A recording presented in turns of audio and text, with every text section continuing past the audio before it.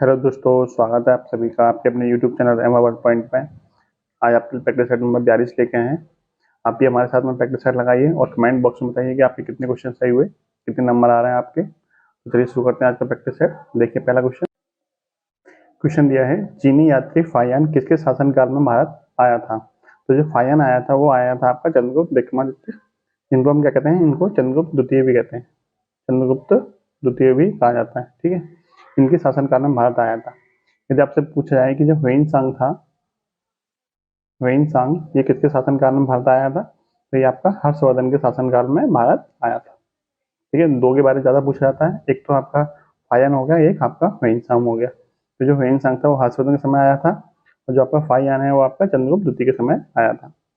Next question देखिए, जलियांवाला बाग हत्याकांड कब हुआ था। तो जलियांवाला बाग हत्याकांड था वो आपका 13 अप्रैल 1919 को हुआ था। उसमें भारत के वायसराय कौन थे, तो वायसराय पूछे जाते हैं। तो उसमें भारत के वायसराय थे आपके जेम्स फोर्ड। ठीक है, इसमें भारत के वायसराय थे जेम्स फोर्ड। नेक्स्ट क्वेश्चन देखिए, ग्रीनविच किस देश में है। तो ग्रीनविच किस देश में है, तो यूनाइटेड किंगडम में है ग्रीनविच। ग्रीनविच क्या है, एक शहर का नाम है, और यहाँ से क्या गुजरती है, तो यहाँ से 0 डिग्री देशांतर रेखा गुजरती है। ठीक है, ये क्या है, ये आपकी अंतरराष्ट्रीय मानक समय रेखा है। अंतरराष्ट्रीय मानक समय रेखा। ठीक है, फिर बात करें इस समय रेखा से भारत का समय कितना आगे है, तो भारत का समय 5.5 घंटे आगे है। ठीक है, ये सारी चीजें ध्यान रखिए। नेक्स्ट देखते हैं। क्वेश्चन है, राष्ट्रीय अनुसूचित जाति एवं अनुसूचित जनजाति आयोग के प्रथम अध्यक्ष कौन थे। तो इसका सही आंसर हो जाएगा एच.एस. रामधन। ठीक है, अगला प्रश्न देखिए, AERA का विस्तारित रूप क्या है। तो इसका विस्तारित रूप है एयरपोर्ट्स इकोनॉमिक रेगुलेटरी अथॉरिटी, यानी ऑप्शन नंबर यहाँ आपका सही हो जाएगा। 22 में राष्ट्रमंडल खेल यानी 2022 का आयोजन कहाँ किया गया था। तो 2022 में राष्ट्रमंडल खेल कहाँ हुए थे, तो आपके बर्मिंघम, और ये कहाँ पे आपका यूके में। तो वहाँ पे आपका क्या किया गया था, राष्ट्रमंडल खेलों का आयोजन किया गया था। फिर आपसे पूछा जाए यानी 2026 में कहाँ होंगे, जो कि 23वें नंबर के होंगे। तो ये किए जाएंगे आपके विक्टोरिया। विक्टोरिया किस देश में पड़ता है, तो ये पड़ता है आपका ऑस्ट्रेलिया में। ठीक है, नेक्स्ट देखिए, भारत के प्रथम वैज्ञानिक कौन थे जिन्हें भारत रत्न पुरस्कार दिया गया था।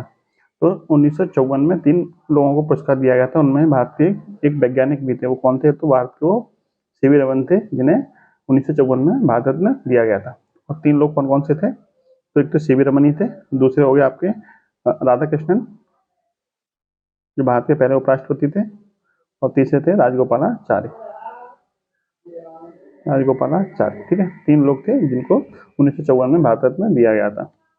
नेक्स्ट क्वेश्चन देखते हैं, एग मार्क क्या है। एग मार्क क्या है, प्रयोग करने वाली चीजों जैसे कि अंडे, घी, तेल आदि की क्वालिटी गारंटी मोटा करता है। यानी कि जो एग्रीकल्चर से संबंधित प्रोडक्ट होते हैं उनकी उनकी कहते हैं गुणवत्ता को दर्शाता है एग मार्क। ठीक है, तो इस पर एग मार्क का चिन्ह लगा होता है जो उनकी अच्छी क्वालिटी को दर्शाता है। जो प्रोडक्ट एग्रीकल्चर से संबंधित होते हैं उनके ऊपर लगा होता है एग मार्क का साइन। तो ये सारी चीजें हैं, ध्यान रखिए। नेक्स्ट देखते हैं। देखिए यहाँ पे एक चीज और देख लीजिए कि एक इको मार्क क्या होता है। इको मार्क यानी इको मार्क किस पर लगा होता है, जो वस्तुएं पर्यावरण के अनुकूल होती हैं। ठीक है, पर्यावरण के अनुकूल होती हैं उनके ऊपर क्या लगा होता है, उनके ऊपर आपका इको मार्क लगा होता है। एक मार्क इनके ऊपर लगा होता है जो वस्तुएं किसी से संबंधित होती हैं उनके ऊपर एक मार्क लगा होता है, और जो पर्यावरण संबंधित होती है उनके ऊपर इको मार्क लगा होता है।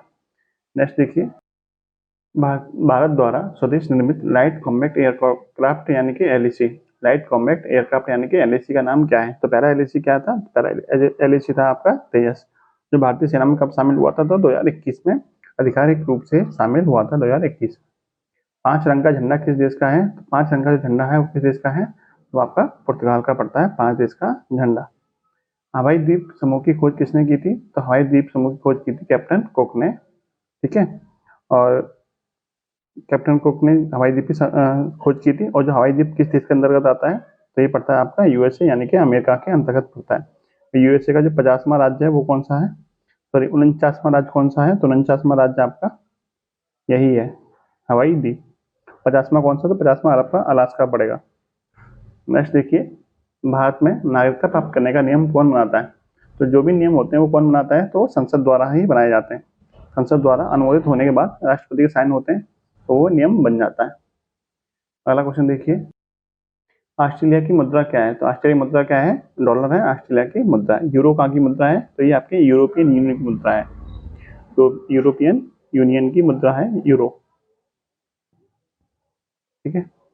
गीत गोविंद नामक ग्रंथ के रचनाकार कौन है? गीत गोविंद पुस्तक किसकी है? तो जयदेव की पुस्तक है गीत गोविंद। बात करें बाणभट्ट की कौन सी है? तो बाणभट्ट की है आपकी हर्षचरित। हर्षचरित। और असुघोष की कौन सी है? तो इनकी है बुद्धचरित। बुद्धचरित। ठीक है। कुंती शंकर एक प्रसिद्ध है। कुंती शंकर क्या है? तो ये आपके एक प्रसिद्ध एक आपके कार्टूनिस्ट हैं। ठीक है, यानी कार्टून बनाते हैं। ठीक है, ऑप्शन नंबर बी आपका सही हो जाएगा। नेक्स्ट देखिए, निम्न में से कौन से अदिश राशि नहीं है? अदिश राशि नहीं है इसका मतलब सदिश राशि कौन सी है? तो आपकी सदिश राशि हो जाएगी वेग। सदिश राशि क्या होती है? जिनमें परिमाण भी हो और दिशा भी। परिमाण प्लस दिशा हो तो आपकी सदिश राशि कहलाती है, और जिनमें सिर्फ परिमाण हो दिशा ना हो वो आपकी अदिश राशि कहलाती है। यानी कि द्रव्यमान, तापमान और समय आपकी क्या हो जाएंगी? अदिश राशियां हो जाएंगी, जबकि वेग क्या हो जाएगा आपका? सदिश राशि हो जाएगी। नेक्स्ट देख, क्रायोजेनिक इंजन में प्रोडक्ट के रूप में किसका प्रयोग किया जाता है? तो द्रव हाइड्रोजन और द्रव ऑक्सीजन दोनों का प्रयोग किया जाता है आपका क्रायोजेनिक इंजन में। और क्रायोजेनिक का मतलब क्या किससे होता है? तो निम्न ताप से मतलब होता है क्रायोजेनिक का। ठीक है। प्रकाश वर्ष किसकी इकाई है? तो प्रकाश वर्ष आपकी दूरी की इकाई है। कैलोरीमीटर सामान्यतः बनता है, तो कैलोरीमीटर किससे बनाया जाता है? तो कैलोरीमीटर जो आपको बनाया जाता है वो आपका तांबे से बनाया जाता है, यानी ऑप्शन नंबर ये आपका सही आंसर हो जाएगा। कैलोरीमीटर से हम क्या नापते हैं? तो कैलोरीमीटर से हम ऊष्मा का मापन करते हैं। ध्वनि के वेग पर किसका प्रभाव नहीं पड़ता है? तो ध्वनि के वेग पर किसका प्रभाव नहीं पड़ता है? तो ताप का प्रभाव पड़ता है, लेकिन माध्यम का भी पड़ता है और आर्द्रता का भी पड़ता है, लेकिन दाब का प्रभाव आपका नहीं पड़ता है। इन ध्वनि के जो वेग होता है उस पर दाब का प्रभाव नहीं पड़ता है। ऑप्शन नंबर सी आपका सही हो जाएगा।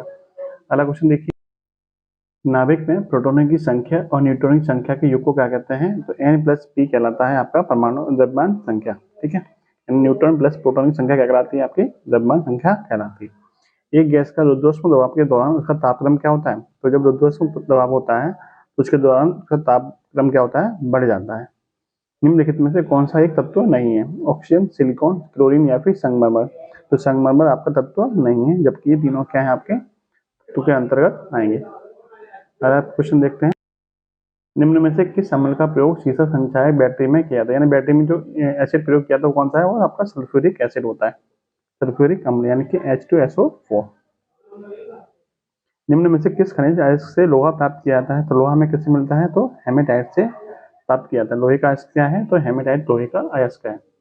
निम्न में से सबसे छोटी जीवित कोशिका कौन सी है? तो सबसे छोटी जीवित कोशिका किसकी कौन सी है? तो आपको माइकोप्लाज्मा सबसे छोटी जीवित कोशिका है। यदि बात करें सबसे बड़ी कौन सी है, तो सबसे बड़ी आपकी शुतुरमुर्ग का अंडा है। ठीक है, शुतुरमुर्ग का अंडा सबसे बड़ी कोशिका है। नेक्स्ट देखिए, धनुष टंकार का अर्थ क्या है? तो धनुष टंकार रोग किसको बोलते हैं? तो टिटनेस रोग को धनुष टंकार रोग भी कहा जाता है। नेक्स्ट क्वेश्चन देखिए, एपिटाइट के पौधे हैं जो दूसरों पर क्या के लिए आश्रित होते हैं? तो एपिटाइट का मतलब भी किससे होता है? हाइट से होता है। तो ये आपके यांत्रिक अवलंबन के लिए यानी ऊपर चढ़ने के लिए क्या करते हैं? वो पौधे एक दूसरे पर आश्रित होते हैं। मानव के हृदय में कितने बाल्ब होते हैं? तो मानव के हृदय में आपके 4 बाल्ब होते हैं। ऑप्शन नंबर डी आपका सही आंसर हो जाएगा। ठीक है। रक्त को जमाने में कौन सा प्रोटीन उपयोग में आता है? तो कौन सा जो प्रोटीन है वो उपयोग में आता है? तो आपको फाइब्रिनोजेन प्रोटीन उपयोग में आता है। बात करें कौन सा विटामिन है जो आपका रक्त को जमाने में मदद करता है? तो विटामिन के। ठीक है, रक्त को जमाने में मदद करता है। अगला प्रश्न देखिए, सैनिक देश की रक्षा करते हैं, इस कथन के आधार पर निम्न में से कौन सा निष्कर्ष सही है? जो सैनिक हैं वो देश की रक्षा करते हैं, बच्चे सैनिक नहीं है इसलिए देश की रक्षा नहीं करते। देखिए बच्चों की बात तो कहीं हो नहीं रखी, तो ये कथन नहीं हो सकता। जो देश के रक्षक हैं वो सभी सैनिक हैं, ऐसा भी नहीं कर सकता।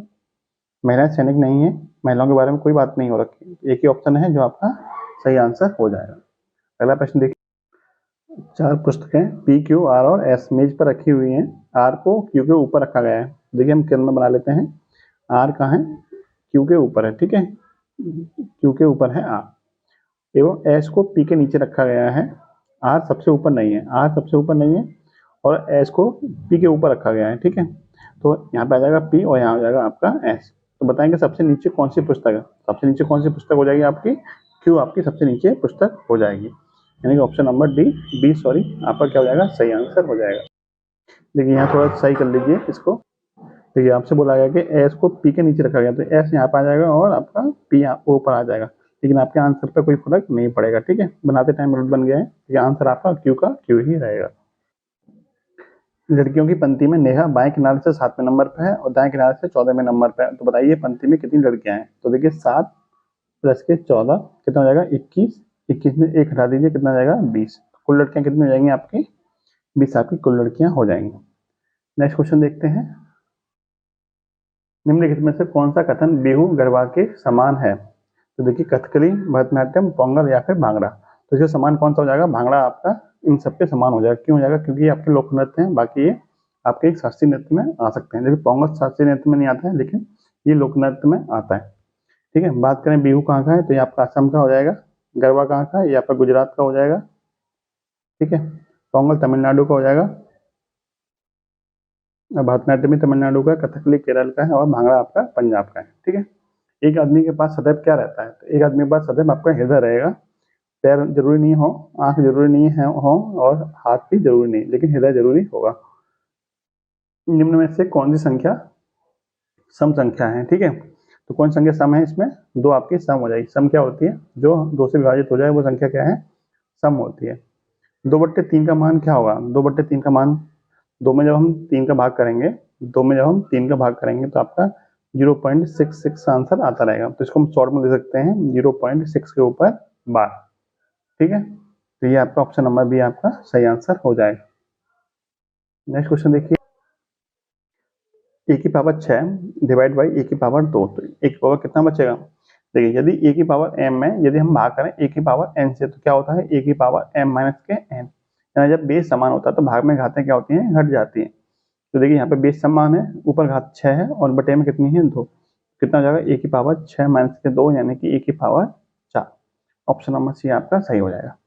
यदि किसी त्रिभुज का एक कोण अधिक कोण है तो वो त्रिभुज क्या कहलाता है, तो त्रिभुज आपका अधिक कोण त्रिभुज कहलाएगा। यदि अधिक कोण है तो अधिक कोण त्रिभुज, सम कोण है तो समकोण त्रिभुज और न्यून कोण है तो न्यून कोण त्रिभुज। किसी आयत की लंबाई दे रखी है 0.6 मीटर, चौड़ाई दे रखी है 20 सेंटीमीटर, तो उसका क्षेत्रफल बताइए। देखिए क्षेत्रफल आपका वर्ग सेंटीमीटर में दे रखा है, इसका मतलब जो मीटर में दे रखा है उसको हम सेंटीमीटर में चेंज कर लेंगे। तो सेंटीमीटर में चेंज कैसे करेंगे, तो 1 मीटर बराबर होता है 100 सेंटीमीटर। तो जब हम 100 का गुणा इसमें करेंगे 0.6 में कितना हो जाएगा, ये 60 हो जाएगा। यानी आपकी लंबाई मिल गई 60 और चौड़ाई कितनी है 20। तो क्षेत्रफल बराबर क्या होता है, क्षेत्रफल बराबर होता है लंबाई गुणा चौड़ाई, दोनों गुणा कर देंगे तो 60 इंटू 20 कितना हो जाएगा आपका 1200 वर्ग सेंटीमीटर। ठीक है, तो ऑप्शन नंबर सी आपका सही आंसर हो जाएगा। अगला प्रश्न देखते हैं, tan 0 का मान कितना होता है, तो tan 0 का मान 0 ही होता है, ऑप्शन नंबर आपका सही हो जाएगा। और tan 90 का मान कितना होता है, तो tan 90 का जो मान होता है वो आपका इनफाइनाइट होता है। ठीक है, अपरिभाषित होता है। इसको सॉल्व कर लीजिए, ये आपका सिंप्लीफिकेशन का क्वेश्चन है, आप आराम से सॉल्व करिए। इसका आंसर आप कमेंट बॉक्स में बताइए कि इसका राइट आंसर क्या होगा।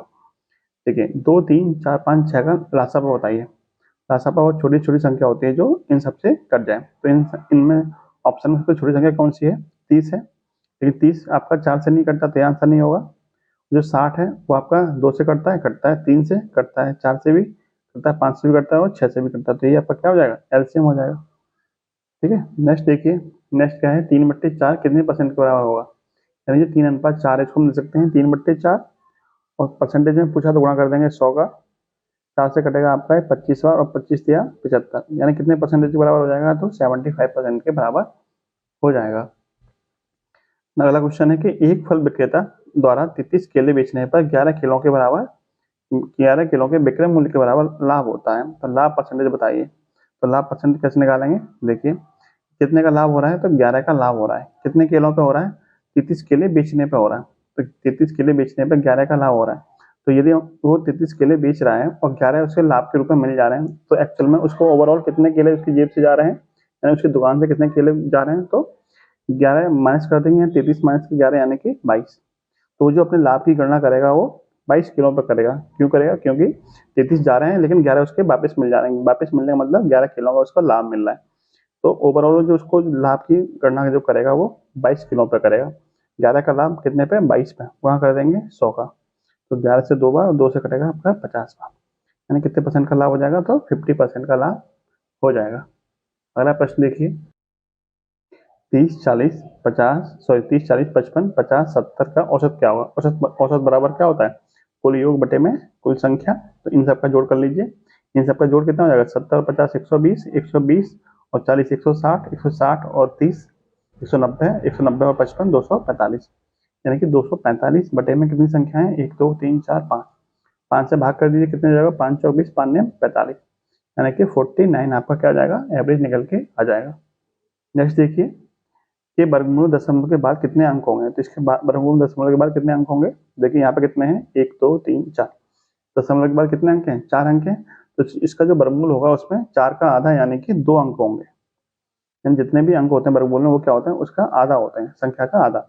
यानी यहाँ पे 4 है तो यहाँ पे कितने आएंगे? 2 आएंगे। ऑप्शन नंबर ए आपका सही आंसर हो जाएगा। नेक्स्ट देखिए, महेश ने 7% ब्याज की दर से 600 रुपये उधार लिए और उसने 5 वर्ष बाद उस धन का 550 नगद के रूप में और एक घड़ी देकर चुकाए। तो बताइए घड़ी का मूल्य कितना था? यानी 600 रुपये लिए 7% की दर से और 550 रुपये दे दिए और एक घड़ी दे दी। तो आपको बताना घड़ी कितने रुपए की थी। देखिए 7% की दर से 5 साल का ब्याज कितना हो जाएगा? तो ब्याज बराबर होता है मूलधन यानी कि 600 गुणा दर यानी कि 7 और समय कितना है? 5 बटे में 100। ठीक है, यानी कि ब्याज आपकी निकल के आ जाएगी 7 पंजे 35, 35 छक्के कितने होते हैं? तो 210, यानी 210 रुपये उसकी ब्याज हो गई। 600 रुपये चुकाए थे, 600 रुपये लिए थे, 210 रुपये उसमें ब्याज देनी पड़ेगी। तो कुल मिलाकर उसे 810 रुपये देने पड़ेंगे। लेकिन उसने दिए कितने? 550 रुपये दिए। 550 प्लस एक घड़ी, तो इस 550 देने के बाद कितने रुपये बचेंगे? तो देखिए 6 और आपका ये बचेगा 107 में दोगे 260, यानी उसको 260 रुपये और देने थे। 550 देने के बाद 260 रुपये उसे और देने थे। लेकिन उसने क्या किया? एक घड़ी दे दी। तो घड़ी कितने रुपए की पड़ी? घड़ी उसको 260 रुपये की पड़ी। यानी कि ऑप्शन नंबर बी आपका सही हो जाएगा। नेक्स्ट देखिए, ए का 15%, बी का 20% है तो ए अनुपात बी कितना होगा? तो देखिए ए का 15%, ठीक है, यानी 15/100 बराबर बी का 20% यानी 20/100। 100 से 100 खत्म, 5 से 3, 5 से 4। ए अपॉन बी निकालिए यहाँ से। ए अपॉन बी बराबर बी इधर था बटे में जाएगा और 3 इधर था तो इधर बटे में जाएगा, यानी 4/3। तो ए अनुपात बी कितना जाएगा? ए अनुपात बी हो जाएगा 4:3। ठीक है, 4:3। ऑप्शन नंबर बी आपका सही हो जाएगा। और ये है आज का लास्ट क्वेश्चन। 27 किलोमीटर प्रति घंटा की चाल से चलने वाली 100 मीटर लंबी रेलगाड़ी 200 मीटर लंबे पुल को कितने समय में पार करेगी? जब भी पुल को पार करेगी तो अपनी लंबाई प्लस पुल की लंबाई के बराबर दूरी उसे तय करनी पड़ेगी। तो समय पूछा है, समय बराबर क्या होता है? दूरी बट्टे चाल। दूरी कितनी है? 100 + 100 यानी कि 300। और चाल कितनी है? चाल है आपकी 27 किलोमीटर प्रति घंटा। ये आपकी मीटर में दे रखी है 300, ये आपकी किलोमीटर प्रति घंटा में दे रखी है। तो इसको हम मीटर प्रति सेकंड में चेंज कर लें तो मीटर प्रति सेकंड में चेंज करने के लिए आपको 5/18 से गुणा करना पड़ेगा।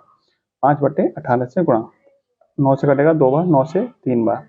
ठीक है, और ये 3 पंजे 15, 15 से कटेगा आपका है 20 बार और 20 दूनी 40, यानी कि आपको कितना समय लगेगा पार करने में? तो ट्रेन को समय लगेगा वो 40 सेकंड का समय लगेगा। यानी कि ऑप्शन नंबर सी आपका सही हो जाएगा। तो ये था आज का प्रैक्टिस सेट। वीडियो आपको कैसी लगी जरूर बताइएगा। कमेंट बॉक्स में ये बताइए कि आपके कितने नंबर है इस प्रैक्टिस सेट में। जय हिंद, जय भारत।